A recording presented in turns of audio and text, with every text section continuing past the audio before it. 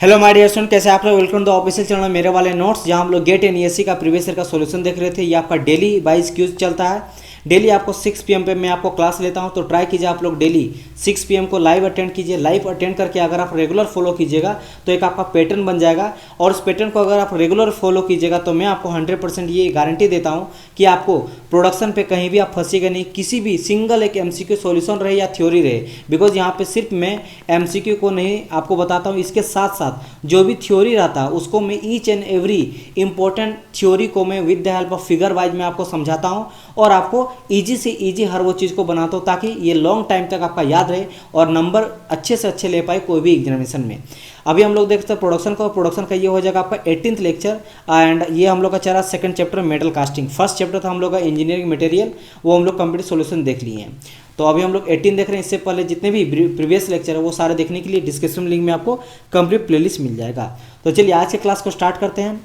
आज का first question देखिएगा, क्या बोला गया है। Investment casting uses dash as a pattern material and is prefer for small parts with dash design. यानी बोला गया कि बताओ हम लोग जो है इन्वेस्टमेंट कास्टिंग में किस तरह का पैटर्न यूज़ करते हैं, और मेरा जो डिज़ाइन रहता है वो किस तरह का डिज़ाइन वाले पार्ट्स को हम लोग कास्टिंग करते हैं। आपको पता है इन्वेस्टमेंट कास्टिंग कैसा हो जाता है। ये जो आप देख रहे हैं figure, this is called my investment casting. और इस वाले को मैं बहुत बार बता चुका, आई थिंक मुझे याद है कि इसको मैं 10 टाइम से ज़्यादा बता चुका हूँ। इसको हम लोग इन्वेस्टमेंट या फिर इसको बोलते हैं हम लोग लॉस्ट वैक्स, ठीक है, लॉस्ट वैक्स। तो क्या इस प्रोसेस में हो जाता है, पहला प्रोसेस जो हम लोग डाई को कंस्ट्रक्शन क्रिएट करते हैं, और इसके बाद हम लोग वैक्स को जो मेरा मोम रहता है उसको पिघला के इसके अंदर डालते हैं, इंजेक्ट कराते हैं। इंजेक्ट करने के बाद इसी का हम लोग ट्री बनाते हैं, और ये बेसिकली मेरा बन जाता है मोल्ड।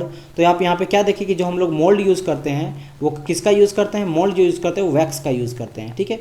तो यहाँ पे यही क्वेश्चन पूछा गया था। देखो यहाँ पे पैटर्न जो हम लोग बनाते हैं वो किसका बनाते हैं, यहाँ पे मोल्ड या पैटर्न बोल लो, ठीक है, ठीक है। पैटर्न हम लोग किसका बनाता है, वैक्स का बनाते हैं। तो यहाँ पे करेक्ट आंसर क्या हो जाएगा, वैक्स हो जाएगा, राइट। एंड इसके अलावा अगर हम लोग बात करेंगे, आगे देख लेते हैं। थर्ड आपका क्या आ जाएगा, स्लरी कोटेड, यानी कि इंपॉर्टेंट वर्ड में बात कर रहा हूँ। इंपॉर्टेंट पहला आपको क्या कि भाई यहाँ से हम लोग वैक्स का जो है वो बनाते हैं, मोल्ड और पैटर्न यूज़ करते हैं, ठीक है। सेकंड नंबर आपसे ये क्वेश्चन पूछा जाता है कि बताइए कौन सा ऐसा कास्टिंग है जिसमें हम लोग स्लरी कोटेड सेल बनाते हैं।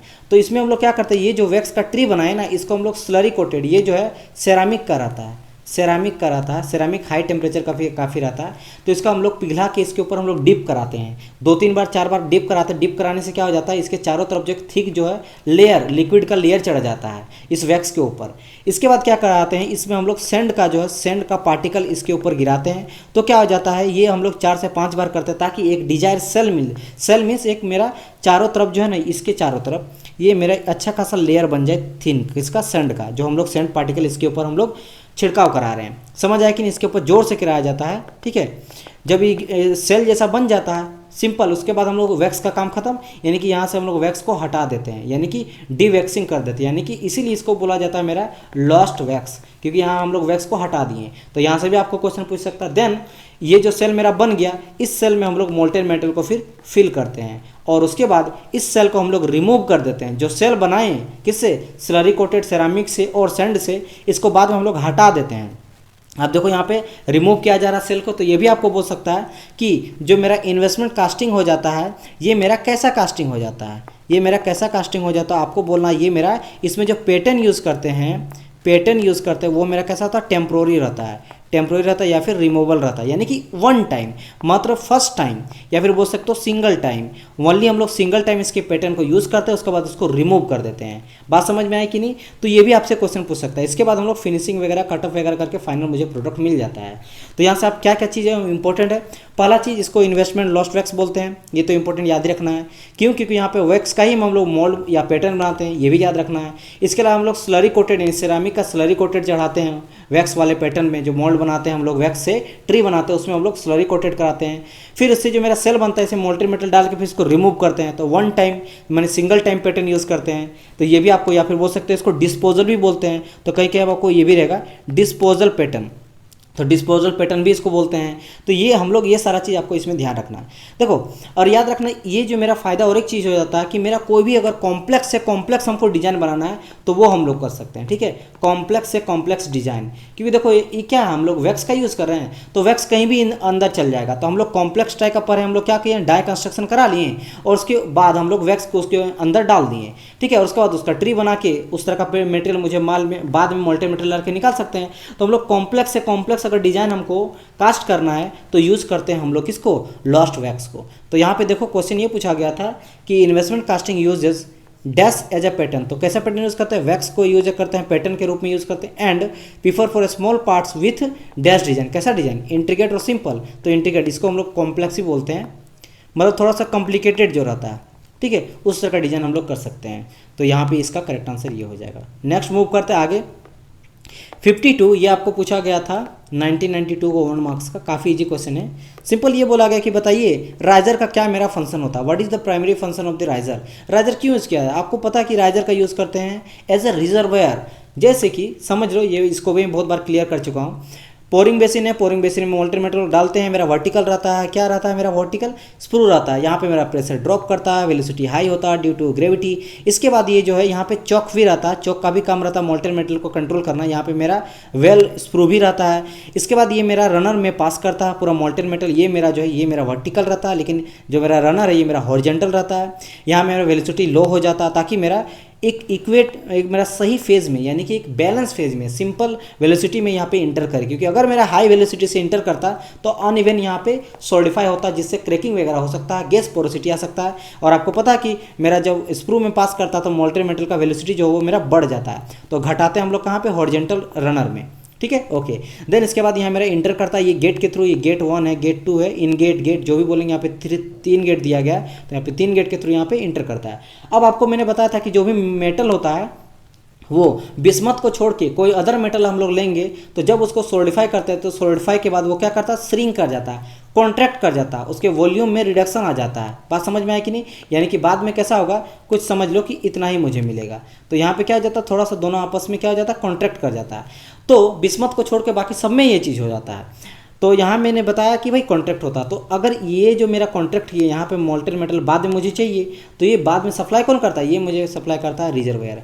तो रिजर्वायर यानी कि राइजर, तो राइजर जो एक तरह से मेरा रिजर्वायर होता है, ठीक है, ये चीज़ ध्यान रखना। तो यहाँ पे आपको ये पूछा गया था कि भाई जो टेम्प्रोरी फंक्शन ऑफ राइजर क्या है, चलो हम लोग पढ़ते हैं। ए में बोला गया feed molten metal to the casting as its solidify, पहला ये चीज़ बोला गया। तो यहाँ पे आप अगर ध्यान दोगे तो बोलोगे सर ये तो सही है बोल रहा है, हम लोग मोल्टेन मेटल फिल करते हैं to the casting as it's solidified, जैसे वो सोलिडिफाई होने लगता है या फिर सोलिडिफाई होने, देखो कभी भी याद रखना राइजर का यूज़ कोई लड़का ये भी सोचता है कि सर कहीं सोलिडिफाई पूरी तरह से हो जाने के बाद क्या मोल्टेन मेटल देंगे, नहीं, कि मान लो ये मेरा मोल्ड है और यह मेरा कास्टिंग हो गया और कास्टिंग हो गया, इतना हो गया, श्रिंक कर गया दोनों तरफ से, इतना मेरा कर गया श्रिंक।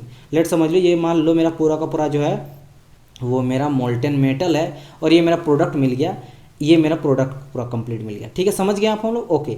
अब मान लो बोलेंगे सर यहाँ पे मेरा इतना जो है, इतना मेरा यहाँ श्रिंक कर गया, यहाँ मेरा श्रिंक कर गया, तो क्या सोलिडिफाई कंप्लीट होने के बाद हम लोग राइजर के थ्रू यहाँ मोल्टेन मेटल को पोर करते हैं, नहीं। अगर हम लोग मोल्टेन मेटल बाद में यहाँ दोनों साइड में पोर करेंगे तो होगा ये कि यहाँ पे क्रैक या फिर यहाँ पे आपको ऑब्वियसली बात है, अगर दो मेटल जोड़ा जाएगा बाद में सोलिडिफाई के बाद तो दोनों में आपको डिफरेंस पता चल जाएगा। तो यहाँ पे कोई भी अगर फोर्स अप्लाई करेगा तो दोनों फट से अलग हो जाएगा यहाँ पे, क्योंकि यहाँ पे जो है वो स्ट्रेंथ काफ़ी कम रहेगा, क्योंकि ये पहले सोलिडिफाई हुआ, दूसरा सोलिडिफाई कम हुआ, क्योंकि यहाँ का पार्टिकल्स और यहाँ का पार्टिकल आपस में बॉन्डिंग नहीं लिया है। बात समझे, टू स्ट्रीम, ये एक अलग स्ट्रीम था लिक्विड का, एक अलग स्ट्रीम था, तो इसके बीच में स्ट्रेंथ नहीं आ पाएगा। अगर ये दोनों लिक्विड फॉर्म में रहता, एक साथ ये जो आगे जमा होता और फिर ये सोलिडिफाई हो जाता, तब यहाँ पे लिक्विड जो रहता और लिक्विड का पार्टिकल वो एक दूसरे से स्ट्रीम क्या हो जाता, कोलैब कर जाता। समझ आया कि नहीं, तो जब वो कोलैब कर जाता, मिल जाता, तो उसमें ज़्यादा स्ट्रेंथ जाता, ठीक है, यानी कि यहाँ पे फ्यूज़ हो जाता। तो अगर ये मेरा फ्यूज़ नहीं होगा तब मेरा क्रैक्स वगैरह या फिर ज़्यादा फोर्स को अप्लाई नहीं कर सकता। अगर फोर्स भी देगा तो यहाँ पे सबसे पहले क्रैक करेगा जहाँ पे बाद में दिया गया था।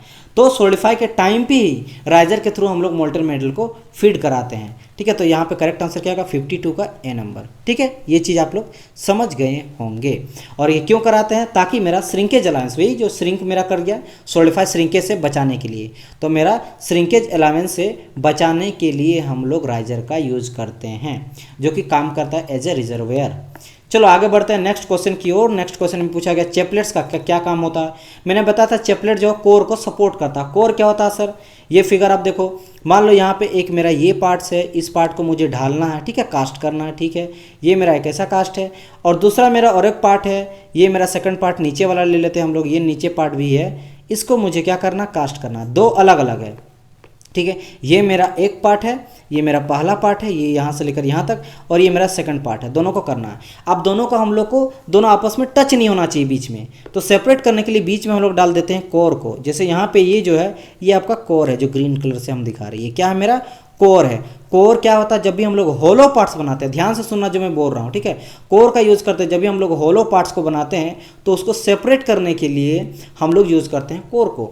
अब ये कोर को सपोर्ट करने के लिए, भाई कोर को मान लो बीच में लगा दिए, तो यहाँ तो कुछ मुझे देना पड़ेगा ना, यहाँ मुझे कुछ देना पड़ेगा सपोर्ट के लिए, ठीक है, इधर वाले पार्ट से भी सपोर्ट के लिए। तो यहाँ जो ये दोनों चीज़ हम लोग यूज़ किए हैं, ये दोनों मेरा कहलाता है चेपलेट्स। और ये चेपलेट क्या बेसिकली मेरा कोर को जो है वो सपोर्ट किया। तो आप लोग समझ गए होंगे कि कोर जो होता है वो होलो पार्ट्स में दोनों को सेपरेट करता है, और चेपलेट्स उसी कोर को मेरा सपोर्ट करता है। तो यहाँ पर हम लोग देखेंगे करेक्ट आंसर क्या हो जाएगा, पढ़ेंगे। प्रोमोट सॉलिडिफिकेशन नहीं, ये मेरा चिल्स का काम होता है। Help alloying in the metal नहीं, बिल्कुल नहीं। Facility easy remove the core नहीं, ये भी काम नहीं होता है। Prevent the core due to the buoyancy, तो यहाँ पे मेरा करेक्ट आंसर हो जाएगा डी नंबर, ठीक है। ये क्या करता है, मेरा प्रिवेंट करता है कोर मूवमेंट। देखो मूवमेंट को रोक रहा है ना, इट मीन्स मूवमेंट को क्यों रोक रहा है, ठीक है, ये प्रिवेंट मतलब रोकना, कोर को यानी कि सपोर्ट कर रहा है, उसको मूवमेंट से रोकता है। अगर मान लो यहीं पे हम लोग ये दोनों कोर को यूज़ नहीं करते, ना तो ये यूज़ करते ना ये वाला यूज़ करते, होता क्या, कोर मेरा मूवमेंट कर सकता था, तो उसको रोकने के लिए हम लोग यूज़ करते हैं चेपलेट्स का। तो ये भी आप समझ गए कि इसका करेक्ट आंसर हो गया, ड्यू टू बॉयंसी के चलते। भाई बॉयंसी कहाँ से आ गया, सो बॉयंसी तो सर फ्लोट का बात है बाबू। तो यहाँ पे जब हम लोग मोल्टन मेटल को पोर करेंगे, तो मोल्टन मेटल मोल्टन के फॉर्म में रहता है, लिक्विड के फॉर्म में रहता है, तो वहाँ तो बॉयंसी लगेगा ही। और बॉयंसी के चलते आप मान लो पानी लिए, पानी में कोई चीज़ आप डाल लो, ठीक है, मेटल ही डाल दो, मान लो आयरन डाल दिए, आप आयरन को डाल दो और पानी को ग्लास को हिलाओगे भी ना, या फिर पानी डालोगे, तो देखना ये थोड़ा थोड़ा मूवमेंट होता है बॉयंसी के चलते। तो बॉयंसी यहाँ पे फ्लो उसको रोकने के लिए, उस मूवमेंट को रोकने के लिए, यानी कि मेरा कोर के सपोर्ट के लिए हम लोग चेपलेट्स का यूज़ करते हैं। नाउ आगे बढ़ते हैं। क्वेश्चन नंबर 54 में बड़ा अच्छा क्वेश्चन दिया गया। इस तरह का क्वेश्चन को आपको ढेर सारा, जैसे यहाँ पे आपको कम से कम 5 चीज़ के बारे में आपको पता चल जाएगा। देखो यहाँ पे कुछ एप्लीकेशन दिया गया है यहाँ पे, एंड यहाँ पे टाइप्स ऑफ पैटर्न दिया गया है कि कौन सा एप्लीकेशन के लिए कौन सा पैटर्न यूज़ करते हैं, 1 बाय 1 करके हम लोग देखेंगे। With the help of figure मैं आपको बताऊंगा ताकि ईजी तरीके से समझ पाओ। पहले आप फिगर देखो, फिर मैं आपको बताऊंगा। पहला आपको फिगर क्या देखने को मिल रहा है, यहाँ जो है ये मेरा लूज पीस पैटर्न देखने को मिल रहा है। अलग अलग तरह का पैटर्न होता है, स्प्लिट पैटर्न हो जाता है, मैच प्लेट्स पैटर्न हो जाता है, स्वाइप पैटर्न हो जाता है, और आपका लूज पीस पैटर्न हो जाता है। क्या क्या यूज है मैं आपको बता रहा हूँ। देखो सबसे पहले हम लोग बात करेंगे कि सर यहाँ पे लूज पैटर्न का यूज करते क्यों हैं।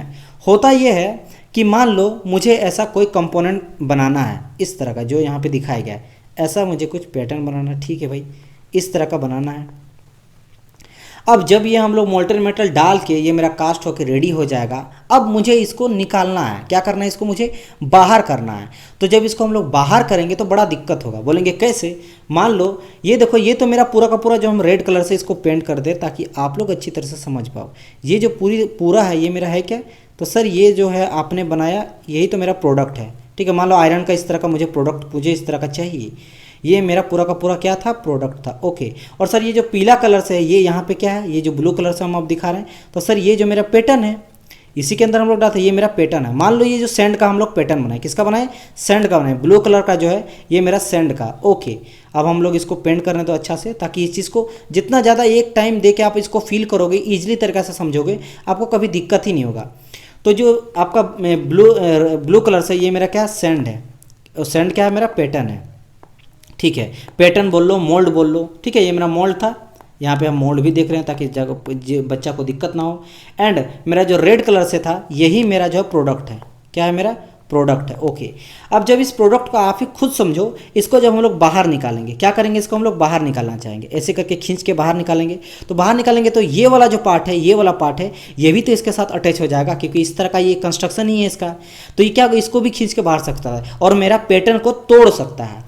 अब इसके लिए हम लोग करते क्या, सिंपल ये करते हैं कि यहाँ पे लोज पीस कर देते हैं, यानी कि पीस को अलग कर देते हैं और यहाँ से बीच से यहाँ काट दिए और इसको यहाँ से काट दिए। अब ये छोटा छोटा दो पार्ट मिल गया ट्रेंगल जैसा।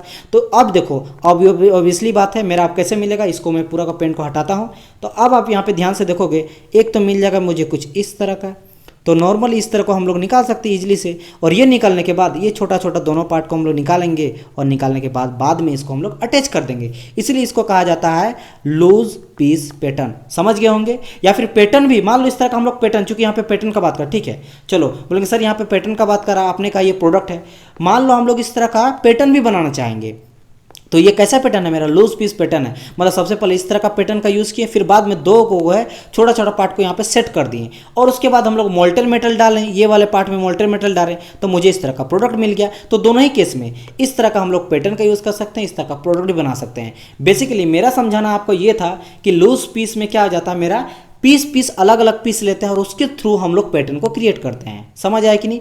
तो यहाँ पे हम लोग लूज पीस पैटर्न का आप लोग समझ गए होंगे। या फिर आप डिफाइन कर सकते हो कि loose piece pattern is use when the removal of other type of pattern from the mould is impossible, यानी कि निकालना जब उसको इम्पॉसिबल हो जाता है, पैटर्न को बाहर निकालना या फिर जो प्रोडक्ट रहता है उसको बाहर निकालना, तो हम लोग पैटर्न से, ये मेरा पैटर्न था और पैटर्न से प्रोडक्ट को निकालना बाहर हो जाता है तो हम लोग लूज पीस यूज़ करते हैं। ठीक है, समझ गए। तो यहाँ पे देखो, उसको हम फर्स्ट टाइम समझाए इसलिए थोड़ा सा टाइम लेके आपको समझाए, दोनों तरीके से समझाइए, पैटर्न को भी और आपका प्रोडक्ट को भी। तो यहाँ पे हम लोग देखेंगे सबसे पहला गया अंडरकट इन दी कंपोनेंट। तो अंडरकट इन दी कंपोनेंट मतलब बताओ कौन सा ऐसा कंपोनेंट है जहाँ पे आपको अंडरकट देखने को मिलेगा, कहाँ पे। अभी आप बोलेंगे सर लूज पीसेस का आंसर हो सकता है, क्या हो सकता है सर, लूज पीस और अंडरकट से क्या मतलब है। देखो यहाँ पे इस क्वेश्चन को ध्यान से देखो, यहाँ पे अंडरकट है ना, यहाँ पे अंडरकट है ना, यानी कि इस कंपोनेंट में हम लोग अंडरकट किए, क्यों किए हैं, इसी जब हम लोग कट करेंगे तभी जाके वो पीस अलग अलग होगा ना, तब ना होगा लूज पीस। समझ है, तो इसीलिए इसका हो जाएगा ए का 4। अब सेकंड हम लोग बात करते हैं आगे, क्वेश्चन वाइज हम लोग देखेंगे। ये मेरा होता है स्वाइप। देखो इसमें हम लोग क्या करते हैं, हम लोग सिंपल इसमें हम लोग बेल्स का यूज़ करते हैं, जैसे एक लगा हुआ, दो लगा हुआ। अब ये हम लोग यूज़ कहाँ करते हैं, मान लो मेरा सिमेट्रिक टाइप का मुझे बनाना है मोल्ड। अब उसके लिए क्या करते हैं, ये हम इस तरह का कोई भी जो है एक मटेरियल ले लिए, अब इसको हम लोग स्वाइप मतलब घुमा दिए, रोटेट करा दिए। जैसे रोटेट करा दिए ऑब्वियसली बात है इस तरह का सेम यहाँ पे जिस तरह का पैटर्न का होगा, मतलब सिमेट्रिक। आपको ये चीज़ तो पता है सिमेट्रिक क्या हो जाता है, सिमेट्रिक मतलब होता है एक जैसा। क्या हो जाता है, सिमेट्रिक मीन्स एक जैसा हो जाता है, मतलब जैसा इधर आपको दिखेगा, जैसे मान लो एक हम लिए इस तरह का कोई आपका ले लिए स्क्वायर के बीच में अगर आप हम लोग एक लाइन दे देते हैं तो आप देखोगे इस वाले पास फर्स्ट सेक्शन सेकंड सेक्शन ये दोनों सेक्शन मेरा सिमेट्रिक है। सिमेट्रिक मतलब एक जैसा है, यानी कि थ्रू आउट इसका लेंथ में जो है कोई डायमीटर वगैरह चेंज नहीं हो रहा है, इसको बोले सिमेट्रिक। अनसिमेट्रिक क्या हो जाता है प्रोफाइल, अनसिमेट्रिक जैसे इसी को अगर हम लोग बनाएंगे कुछ इस तरह से, अब यहाँ पे बीच में अगर इस तरह करके लाइन एक ड्रॉ दे देते हैं, अब आप बोलोगे सर इधर का 1 पार्ट इधर 2 पार्ट, क्या ये सिमेट्रिक है, बिल्कुल नहीं। यहाँ थ्रू आउट द लेंथ जो है मेरा यहाँ पे एरिया तो सेम था लेकिन यहाँ पे घट रहा, दोनों अलग अलग है, तो ये मेरा अनसिमेट्रिक हो गया और ये मेरा सिमेट्रिक हो गया। समझ आया। तो ऑब्वियसली बात है जिस तरह का यहाँ सेक्शन रहेगा उसी सेक्शन को रोटेट कराएंगे तो सिमेट्रिक तरह का मेरा खोखला टाइप का बन जाएगा, यानी कि मेरा मोल्ड बन गया। अब इस मोल्ड पे हम लोग मोल्टेन मेटल पोर करके और हम लोग यूज कर सकते हैं, प्रोडक्ट बना सकते हैं। समझ आया। तो ये चीज हम लोग करते हैं, किसका यूज करते हैं, स्वाइप यूज करते हैं। कहाँ पे, जब हम लोग बेल्स का यूज करते हैं तब वो मेरा रोटेशन में हेल्प करता है। ये जो हम लोग बेल्स लगाते हैं ये क्या मेरा काम करता है, ये जो मेरा पैटर्न रहता है ये मेरा इसको स्वाइप करना में, रोटेट कराने में हेल्प कराता है। तो यहाँ पे आ रहा है कि लार्ज बेल्स का यूज़ कहाँ पे करते हैं, तो भाई अभी जस्ट हम लोग देखें कि भाई स्वैप में, तो यहाँ क्या होगा, बी का आ जाएगा मेरा 5 नंबर। सी में बोला गया कि mass production of the casting by machine moulding, कि इसका यूज़ हम लोग कहाँ पे करेंगे, तो ये तो सिंपल मेरा गेटेड हो जाएगा। गेटिंग सिस्टम में आपको पहले बता चुका हूँ कि getting system in casting of a metal pouring system that conduct molten metal into the mould cavity. यानी कि आप बोल सकते हो कि भाई सिंपल यहीं पे मैं आपको फिगर से समझा देता हूँ। ये पोरिंग बेसिन है, ये मेरा आता है स्प्रू से होते हुए मेरा जाता है गेट्स में और ये फिर इंटर कर जाता है मेरा मोल्ड कैविटी में। समझ आया, ओके। तो यहाँ क्या देखें कि मेरा जो ये सब प्रोसेस है, ये जब सब प्रोसेस है इसी को हम लोग गेटिंग बोलते हैं। मतलब गेटिंग का काम ये होता है कि मेरा मोल्टेन मेटल को कहाँ डालना, मोल्ड कैविटी में डालना, ताकि मेरा मास प्रोडक्शन हो सके। तो ये हो गया मेरा गेटेड सिस्टम। तो सी का हो गया मेरा 3 नंबर। बचा मेरा component with irregular parting line. Irregular parting line जो होता है वो हम लोग यूज़ करते हैं कहाँ पे, ये करते हैं अंडरकट इन दी। यहाँ पे आपका हो जाएगा करेक्ट आंसर, ये हम लोग 4 मेरा हो चुका है, 3 मेरा हो चुका है, 5 भी मेरा हो चुका है। अब बचा मेरा कॉफ एंड ड्रैग और मेरा बचा फॉलो बोर्ड। तो यहाँ पे क्या करेक्ट आंसर, अब हम लोग देखेंगे पार्टिंग लाइन। देखो पार्टिंग लाइन क्या हो जाता है यहाँ पे, अगर हम लोग पार्टिंग लाइन देखते हैं तो यहाँ पे देखो, यहाँ पे आपको पार्टिंग लाइन दिख रहा होगा ना, पार्टिंग लाइन दिख रहा है, ये भी ना parting line. Basically parting line क्या होता है ना कि कोई भी मटेरियल हम लोग लेते हैं उसमें क्या करते हैं, दोनों पार्ट हम लोग इस तरह करके दे देते हैं, इस तरह करके आपका हॉरिजॉन्टल हम लोग यूज़ करते हैं। ऊपर वाला होता है कोप मेरा, नीचे वाला होता है ड्रैग। तो ऊपर कोप एंड ड्रैग को जो मेरा अलग करता है वो मेरा होता है पार्टिंग लाइन। वो क्या हो जाता है, मेरा पार्टिंग लाइन हो जाता है। तो पार्टिंग लाइन जो होता है यहाँ पे अगर देखोगे कि भाई component with the irregular parting line, तो ये हम लोग कहाँ यूज़ करते हैं, कॉप एंड ड्रैग में यूज़ करेंगे, यानी कि इसका करेक्ट आंसर हो जाएगा मेरा ए नंबर। तो यहाँ पे आप ये सारा चीज़ आप लोग क्लियर हो गया होगा। चलो यू मूव करते हैं नेक्स्ट। ये सारा चीज़ जो है काफ़ी इजी था। जैसे इस पार्ट का हम लोग बात करेंगे तो ये हो जाएगा मेरा कॉप, ये हो जाएगा मेरा ड्रैग। नीचे वाला ड्रैग होता है, ऊपर वाला कॉफ होता है। ये हम लोग इसलिए करते हैं ताकि इजी तरीके से उसको हम लोग कास्टिंग कर सके, या फिर अगर अलग तरह का पैटर्न है, देखो ऊपर में हम लोग अलग तरह का सिमेट्री का मेरा प्रोफाइल है, नीचे में अलग तरह का सिमेट्री का मेरा प्रोफाइल है। अब इन दोनों को हम लोग को अटैच करना है और दोनों को अलग भी रखना। बाद में जो मुझे मटेरियल मिलेगा, प्रोडक्ट मिलेगा, वो अलग अलग मुझे शेप का चाहिए। तो हम लोग यहाँ पे क्या करेंगे, पार्टिंग लाइन यूज़ कर देंगे और पार्टिंग लाइन के थ्रू दोनों को अटैच करके कॉप ऊपर वाले को बोलेंगे, नीचे को ड्रैग बोलेंगे, और बाकी अपना जो भी काम करना है प्रोडक्शन में यूज़ करेंगे। तो यहाँ पे हम लोग यूज़ करते हैं किसका, कॉप एंड ड्रैग में पार्टिंग लाइन का। ठीक है, ओके। नेक्स्ट इसी तरह का क्वेश्चन पूछा गया, मैन्युफैक्चरिंग प्रोसेस यहाँ पे दिया गया और यहाँ पे प्रॉपर्टी दिया गया, यानी कि हॉट टियर जो है वो किस में आ जाता है। ये सारा जो बेसिकली यहाँ पे मैन्युफैक्चरिंग प्रोसेस नहीं होगा, यहाँ पे सारा जो है डिफेक्ट्स होगा। ये क्या होगा, मेरा डिफेक्ट्स होगा, क्योंकि हॉट टियर डिफेक्ट्स होता है पोरोसिटी, सैंड इंक्लूजन और श्रिंकेज कैविटी। तो ये सारा जो है यहाँ पे आपका डिफेक्ट्स दिया गया है। ठीक है, डिफेक्ट दिया गया है, और ये डिफेक्ट दिया गया है और उसका कुछ जो है वो क्यों होता है उस सब का रीज़न दिया गया है। तो यहाँ पे आप लोग रीज़न देखिएगा। ठीक है, प्रॉपर्टी नहीं, ये गलत यहाँ पे टाइपिंग हो गया है। ये आपका डिफेक्ट्स था, यहाँ पे रीज़न दिया गया है। चलो हम लोग यहाँ पे देखते हैं। सबसे पहले बात करते हैं हॉट टीयर्स का। हॉट टीयर मेरा आता क्यों है, मैंने आपको पहले भी बताया था। हॉट टीयर आने के पीछे रीज़न ये होता है कि मान लो मेरा कोई ऐसा मेटल है, और मेटल क्या है, वो काफ़ी मेरा वीक है, क्या है, मेरा कमज़ोर है। अगर मेरा जो मेटल है वो मेरा वीक है, ठीक है, और वीक है, ऊपर से हम लोग क्या किए, उसको हम लोग ज़्यादा गर्म कर दिए। उसको क्या कर दिए, हम लोग ज़्यादा गर्म कर दिए, ज़्यादा अगर हीट दे दिए तो होता क्या, उसके अंदर मेरा रेसिडुअल स्ट्रेस जनरेट हो जाता है। क्या हो जाता है, मेरा स्ट्रेस उस बॉडी में आ जाता है। और जब बॉडी में मेरा स्ट्रेस आ जाता है तो जब वो ठंडा होता है तो मेरा उसमें क्रैक्स देखने को मिलता है, जिसको हम लोग हॉट टीयर्स बोलते हैं। ठीक है, समझ आया कि नहीं। ये आप देखो यहाँ पे जो आप दिख रहे हैं फिगर, ये मेरा हॉट टीयर्स का है। ठीक है, तो आप लोग ये समझ गए होंगे कि हॉट टीयर कब हो जाता है, जब मेरा कास्टिंग कूल हो जाता है, कास्टिंग कूलिंग के टाइम, कास्टिंग कूल। जब मेरा कास्टिंग के बाद जब वो ठंडा होता तब मुझे हॉट टीयर देखने को मिलता। रीज़न क्या था, रीज़न मेरा मेटल अगर मेरा वीक रहेगा, और वीक रहेगा उसको हम लोग ज़्यादा गर्म कर देंगे तो गर्म के चलते उसमें मेरा स्ट्रेस जनरेट हो जाता है, रेसिडुअल स्ट्रेस आ जाता है वो, और उसके चलते जब मेरा ठंडा हो जाता तब मुझे हॉट टीयर देखने को मिलता है। तो आप देखोगे हॉट टीयर का यहाँ पे क्या आ जाएगा, करेक्ट आंसर यहाँ पे आ जाएगा मेरा मोल्ड, पहला ही आंसर हो जाएगा यहाँ पे। तो यहाँ पे यानी कि मोल्ड रेस्ट्रेंट, यानी कि इसको रोकता है। ठीक है, और उसके चलते मेरा हॉट टीयर देखने को मिलेगा। आ जाता है मेरा पोरोसिटी और गैस पोरोसिटी बोल सकते हो। फिगर देखो कैसे समझ आएगा ज़्यादा। यहाँ पे आप देख रहे हो गैस पोरोसिटी, आप देखो यहाँ पे ढेर सारा जो पोर्स वगैरह आपको दिख रहा होगा ना मेटल में। जब पूरी तरह से मेरा मोल्ड रेडी हो जाता है तो आपको पोर्स जैसा देखने को मिल रहा है। क्या है सर, और इसको क्या क्यों होता है, देखो होता ये है कि अगर पोरोसिटी का बात करेंगे तो जो मोल्टेन मेटल होता है वो क्या करता है, ज़्यादा अमाउंट में मेरा किसी भी गैस को होल्ड करके रख सकता है। अब उससे होता रीज़न क्या है कि मान लो मेरा जब वो ठंडा होता है तो वो गैस उसके अंदर रह गया है। अब ये होता क्या है, लो अगर उसका परमेबिलिटी रहता है, तब मैंने आपको परमेबिलिटी बताया था।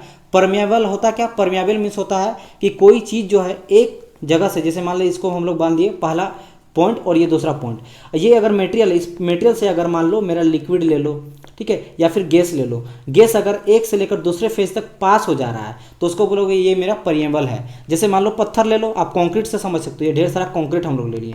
अब कंक्रीट में आप देखते हो अगर पानी डालते हो एक साइड में तो दूसरे साइड में पानी गिरने लगता है, यानी कि वो परमेबल है। लेकिन यही अगर हम लोग मेटल नहीं है तो मेटल के अगर पानी डाले तो नीचे तरफ आएगा, बिल्कुल नहीं, क्योंकि मेरा परमेबल नहीं है।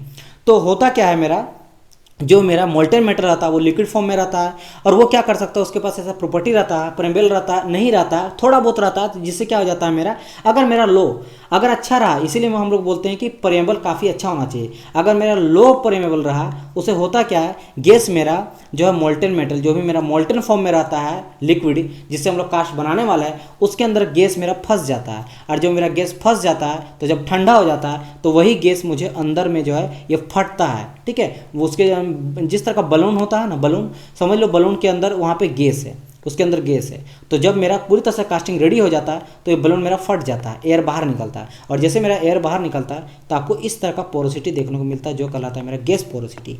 तो आप यहाँ से देखो पोरोसिटी, तो पोरोसिटी का करेक्ट आंसर क्या होगा, यहाँ पे आप देखोगे भाई गैस इंटरप्टमेंट, यानी कि यहाँ पे क्या हो जाएगा 5 नंबर करेक्ट आंसर।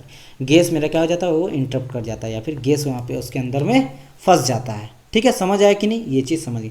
चलो बाकी बात है सैंड इंक्लूजन। देखो नाम से पता है सैंड इंक्लूजन, यानी कि जब हम लोग दो चीज़ों को आपस में रगड़ते हैं, उसके चलते जो इंक्लूजन देखने को मिलता है वो हम लोग बोलते हैं सैंड इंक्लूजन। तो देखो ये आपको दिखाई दे रहा है, ये मेरा सैंड इंक्लूजन है, ये मेरा क्या है, सैंड इंक्लूजन है। अब ये सैंड इंक्लूजन होता कब है, देखो ये कास्टिंग जब हम लोग ड्यूरिंग एब्रेसिव करते हैं कोई मेटल को सरफेस में, एब्रेसिव में से होता है रगड़ना, रबिंग करना।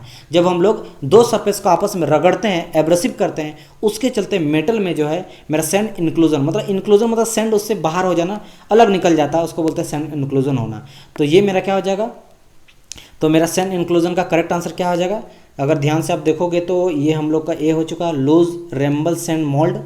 तो ये मेरा करेक्ट आंसर हो जाएगा करेक्ट, बिकॉज यहाँ पे क्या बोला, लूजली रेम्ड सैंड मोल्ड। रेम्ड मैंने कहा रेमिंग करना, इट मीन्स क्या हो जाता है, मान लो ये मेरा सैंड है, बहुत ही मेरा एकदम फिसला हुआ है, यानी आप बोल सकते हो ये काफ़ी मेरा सॉफ्ट है। अब इसको अगर हम लोग को हार्ड बनाना है तो हम लोग रैम करते हैं, यानी कि इसके ऊपर क्या हैमरिंग करते हैं, हैमरिंग करते हैं, जिसके चलते क्या हो जाता है, इसका लेयर आपस में चिपक जाता है, ठीक है। यानी हथौड़ा सा समझ लो पीटते हैं, बड़ा सा हैमर रहता है, उससे क्या हो जाता है, वो मेरा काफ़ी स्ट्रेंथ आ जाता है उस मोल्ड में, और वो काफ़ी अच्छी तरह से होल्ड करता है सारा पार्टिकल, सैंड पार्टिकल। और अगर ये हम लोग कर लेंगे तो मेरा सैंड इंक्लूजन देखने को नहीं मिलेगा। लेकिन अगर रेमिंग हम लोग लूजली करते हैं, यानी कि बहुत ही हल्का फुल्का करते हैं, नहीं करते हैं, तब मुझे सैंड इंक्लूजन, यानी कि उसमें सिंपल सा बात है, ओबियसली मेरा अलग जाते रहेगा, है ना, बाहर हो जाएगा, थोड़ा सा भी रगड़ेंगे तो मेरा जो है वो सैंड मेरा अलग हो जाएगा। तो ये चीज़ हो जाएगा इसका, यानी कि आप बोल सकते हो हॉट टीयर का हम लोग देखें क्या, 5 नंबर हॉट टीयर का बात करेंगे तो हॉट टीयर का क्या हो जाएगा आपका करेक्ट आंसर, ये हो जाएगा आपका ए नंबर, यानी कि ए का 1। बी का हम लोग देखे थे, बी का पोरोसिटी था, और पोरोसिटी के चलते मेरा गैस जो है वो फंस जाता है, इंटरप्ट कर जाता है, तो आपका हो जाएगा बी का 5 नंबर। सी का हम लोग देखते हैं सैंड इंक्लूजन, हम लोग देखे हैं रेमिंग अगर अच्छी तरह से नहीं करेंगे, सी का हो जाएगा 4 नंबर। और श्रिंकेज कैविटी, ये तो आपको पता है कि मोल्टेन मेटल में मोल्ड डालते हैं तो वो श्रिंक कर जाता है, कॉन्ट्रैक्ट कर जाता है, ठीक है। तो ये हम लोग क्या देखते हैं, अगर राइजर यूज़ नहीं करेंगे, और राइजर ही इसको क्या करता है, मैंने कहा था श्रिंकेज अलाउंस को रिड्यूस करता है, उसको हम लोग अगर खत्म करना चाहेंगे तो राइजर का यूज़ करते हैं, वो मेरा रिजर्व की तरह काम करता है। जब मेरा श्रिंक कर जाता है मोल्टेन मेटल तो मेरा भरपाई करता है बाद में। तो यहाँ से आपका हो जाएगा 2 नंबर, तो ये हो जाएगा इसका 2 नंबर, तो ये इसका करेक्ट आंसर हो गया। ये सारा चीज़ को with the help of figure में आसान भाषा में समझाने का ट्राई किया हूँ। देखो होता क्या, आपको टारगेट लेना है जॉब निकालना, और जॉब निकालने के लिए ये सारा चीज़ को आपको बार बार पढ़ना पड़ेगा। और ये आप बुक में कभी भी बुक का जो लिखा हुआ टर्म है उससे मत जाइए, आप लोग ट्राई कीजिए कि वो चीज़ आपको समझ में आए। मैं वो ट्राई करता हूँ कि जो भी बुक में वास्ट से वास्ट तरह का दिया रहता है उसको मैं ईजी से ईजी तरीका में ऐसा पेश करूँ कि आपको लगे भाई ये तो कुछ नहीं है। तो मैं ट्राई करता हूँ आपको इजी तरीका से बताने का, लेकिन हाँ मैं कोई ऐसा पॉइंट को नहीं छोड़ता हूँ जो उस पॉइंट से कनेक्टेड रहता है, जो कि आपको एग्जाम में क्वेश्चन पूछा जाता है, उस टर्म के बेसिस पे मैं बताता हूँ, समझ आया, ताकि आप इजीली तरीका से कनेक्ट कर पाओ, राइट। तो ये मेरा काम रहता है, ये इसके लिए आपको मेहनत मैं बहुत करता हूँ। तो आई होप्स आपको वीडियो अच्छा लगा होगा, अगर अच्छा लगा तो आप उसको लाइक कर सकते हैं, ज़्यादा से ज़्यादा बच्चों तक शेयर कीजिएगा ग्रुप में टेलीग्राम, ताकि सभी बच्चों को पता चले। ये फ्री ऑफ कॉस्ट में हम लोग सीरीज चला रहे हैं, तो आप इसको कमेंट करके बताएगा ये आपको अच्छा लग रहा है कि नहीं, कौन सा सीरीज में आप लोग के लिए एक्स्ट्रा लाता हूँ। अगर कोई डाउट रहे तो कमेंट में मुझे पूछिएगा, एंड मिलते हैं नेक्स्ट पार्ट में, तब तक के लिए good bye and God bless you all. और आपको टेलीग्राम में भी ज्वाइन कर लीजिएगा ताकि लेटेस्ट अपडेट वगैरह PDF वगैरह यहाँ से आपको मिल जाएगा। मिलते हैं नेक्स्ट पार्ट में, बाय बाय।